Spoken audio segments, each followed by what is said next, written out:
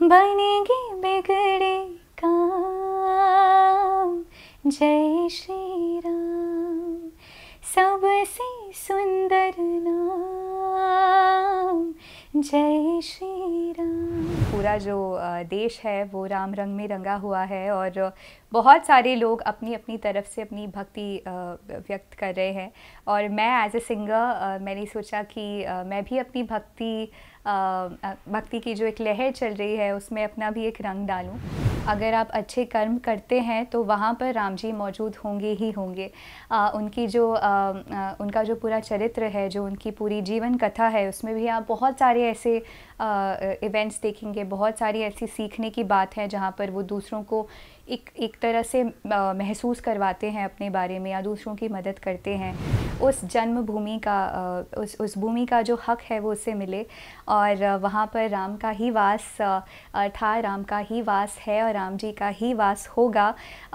Hospitals हों या दूसरे जो सोशल संस्थान हों वो तो हम पूरे दुनिया में बना ही रहे। पूरी दुनिया ही राम जी की रंग बिरंगी हुई है। पूरा माहौल राममयी हो गया है और इसी वक्त मेरा जो भजन है जो मैं हमेशा से ही गाती आई हूँ, जब भी मैं भक्ति करती हूँ तब अपना जो पर्सनल स्पेस है, जब मैं मंदिर में गाती हूँ हमेशा मैं ये भजन गाती थी। मैंने बहुत पहले लिखा भी था और अब जब एज एन आर्टिस्ट मुझे अपनी भक्ति व्यक्त करने का मौका मिला है तो मैंने सोचा कि हर राम भक्त के साथ मैं अपनी भावना शेयर करती हूँ। बहुत खुशी है कि इतना सारा प्यार मिल रहा है इस भजन को। इतने सारे लोग मुझे मैसेजेस कर रहे हैं और कह रहे हैं कि वो इस भजन के साथ रिलेट कर पा रहे हैं, दिन भर सुन रहे हैं, तो बहुत खुशी है। जिस तरह मैंने बताया, भजन हालांकि मैंने पहले भी बहुत सारे गाए हैं। मैं बहुत ही ज़्यादा एक रिलीजियस और स्पिरिचुअल पर्सन हूँ, सब ये बात जानते हैं। लेकिन जिस तरह आपने कहा कि बिल्कुल पूरा जो देश है वो राम रंग में रंगा हुआ है और बहुत सारे लोग अपनी अपनी तरफ से अपनी भक्ति व्यक्त कर रहे हैं। और मैं एज ए सिंगर मैंने सोचा कि मैं भी अपनी भक्ति की जो एक लहर चल रही है उसमें अपना भी एक रंग डालूं। और इसलिए विचार आया कि इस उपलक्ष्य में जो हम सब के लिए बहुत ही बड़ी इवेंट है, बहुत ही बड़ा महोत्सव है 22 जनवरी को, जब राम जी वहाँ पर विराजमान होने वाले हैं अयोध्या में। तो इस उपलक्ष्य पर इस राम भजन को रिलीज़ करने का मेरा मकसद यही था कि मैं अपनी जो मन की भावना है वो दूसरे राम भक्तों के साथ भी शेयर कर सकूं। जैसे कि मैंने कहा कि भजन मैंने अभी नहीं लिखा है, कुछ समय पहले लिखा था। और मेरे घर में भी जब भी हम सुबह उठते हैं तब हम बड़ों को राम राम बोलते हैं बजाय गुड मॉर्निंग के। फ़ोन पर भी हेलो के बजाय जब मैं दादाजी दादी जी से बात करती हूँ राम राम बोलते हैं। तो राम जी का जो एक जुड़ाव है मेरे पारिवारिक माहौल से वो बहुत ही ज़्यादा गहरा है। और इसलिए जो इसके शब्द हैं, मुझे याद है जब मैं लिखने बैठी थी तब ऐसा नहीं था कि मन में कि चलो एक गाना लिखते हैं या एक गाना बनाते हैं। सिर्फ आंखें बंद करके जो भी मैं राम जी के प्रति महसूस करती हूँ वो मैंने सोचा और फिर उनको शब्दों में पिरो दिया और डायरी में उतार दिया। और इसी तरह बहुत ही नेचुरली ये भजन बना। जब मैं रिकॉर्ड भी कर रही थी, ऑफिशियली मैंने रिसेंटली रिकॉर्ड किया, मुझे कुछ करने की ज़रूरत नहीं पड़ी, कुछ सोचने की ज़रूरत नहीं पड़ी, बस एक माइक था सामने और रिकॉर्ड बटन दबा दिया और अपने आप वो भावना अंदर से आती ही गई। तो मेरे लिए ये सिर्फ एक गीत नहीं है, मेरे लिए एक बहुत ही ज़्यादा निजी भावना है जो मैंने इस गाने के माध्यम से प्रकट की है। मुझे लगता है कि ये मेरा पर्सनली ओपिनियन है कि मंदिर में तो हम भक्ति करते ही हैं, हम पूजा तो करते ही हैं मंदिर में जाके। लेकिन मैं जिस तरह भक्ति को देखती हूँ, मैं पूजा के साथ साथ जिस तरह राम जी के भी जो टीचिंग्स हैं उसमें कर्म का बहुत ज़्यादा महत्व है। अगर आप अच्छे कर्म करते हैं तो वहाँ पर राम जी मौजूद होंगे ही होंगे।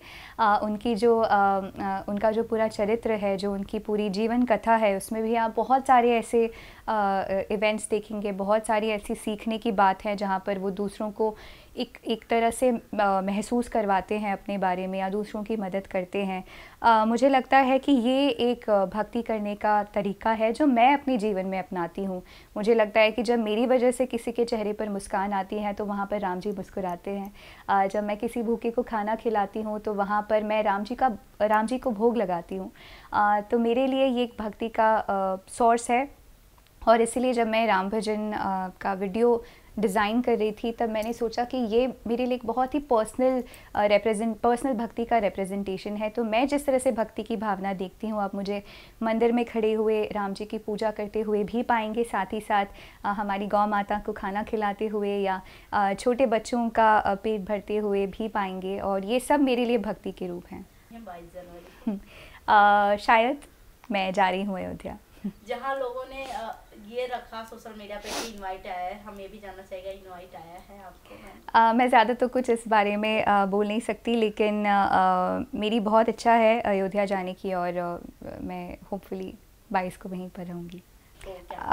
मेरे हिसाब से मैं किसी की भावना को या किसी के ओपिनियन को कॉन्ट्राडिक्ट नहीं करना चाहती हूँ, लेकिन मुझे लगता है कि ये जो पर्टिकुलर जगह है, ये इस जगह का ड्यू है राम मंदिर। ये एक ऐतिहासिक रूप से भी हम सबके लिए एक बहुत ही ज़्यादा सिग्निफिकेंट मोमेंट है, क्योंकि बहुत समय से हमने इंतज़ार किया था कि उस जन्मभूमि का उस भूमि का जो हक है वो उससे मिले, और वहाँ पर राम का ही वास था, राम का ही वास है और राम जी का ही वास होगा।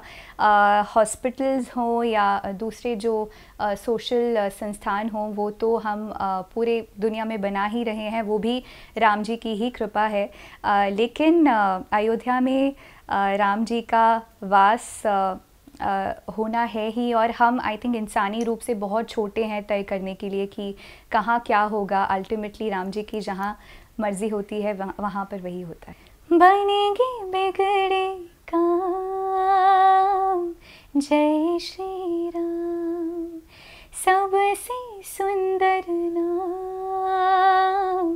जय श्री राम, होए वही जो रचते हैं श्री राम, दो अक्षर में बसते चारों धाम जय श्री राम, हाँ जय श्री राम।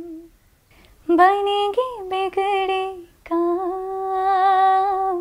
जय श्री राम, सबसे सुंदर नाम जय श्री राम, होए वही जो रचते हैं श्री राम, दो अक्षर में बसते चारों धाम जय श्री राम, हाँ जय Shri Ram. Subscribe to Midday India. Get direct notifications on all our videos by clicking on the bell icon.